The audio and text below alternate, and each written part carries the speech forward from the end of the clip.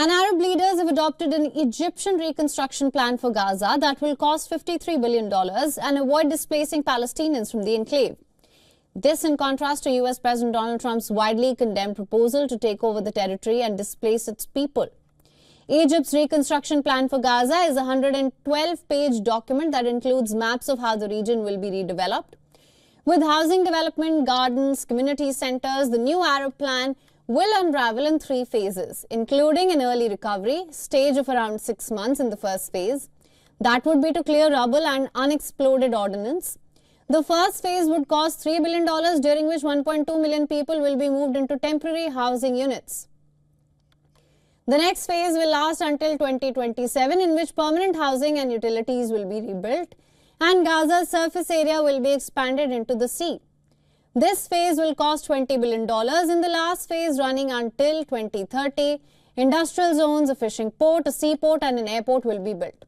The third phase is estimated to cost $30 billion. The Arab Summit announced the adoption of the plan, urging the international community to offer its support. The establishment of a trust fund was announced to receive financial pledges from all donor countries and financing institutions.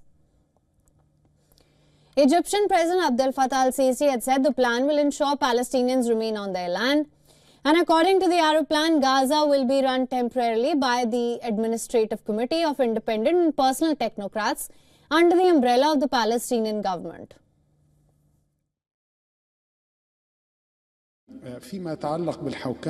As you heard in the speech of the Palestinian President Mahmoud Abbas, an agreement has been reached on the names of the interim committee that will govern Gaza Strip for 6 months and at the same time empowering the Palestinian Authority to become able to carry out its duties and responsibilities in the Gaza Strip.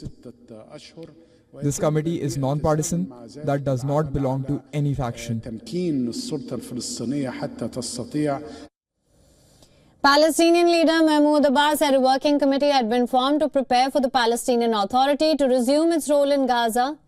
He also said he is ready to hold presidential and parliamentary elections in Palestinian territories if circumstances allowed. Hamas said it welcomed the summit's plan on relief efforts and reconstruction. However, it was unclear how willing Hamas will be to relinquish control of Gaza. The prospect of the Palestinian Authority governing Gaza remains far from certain, with Israel having ruled out any future role for the body, and Trump having closed the Palestine Liberation Organization liaison office in Washington during his first term while stepping up support for Israel. The White House has welcomed the Gaza plan, saying, while the president stands by his bold vision for a post-war Gaza, he welcomes input from our Arab partners in the region. Israeli Foreign Ministry has said the Arab Summit failed to address the realities of the situation following Hamas's October 7, 2023 attacks. Furthermore, Egypt will seek backing from Muslim nations for its Gaza reconstruction plan at an emergency summit of OIC foreign ministers scheduled for Friday in Jeddah.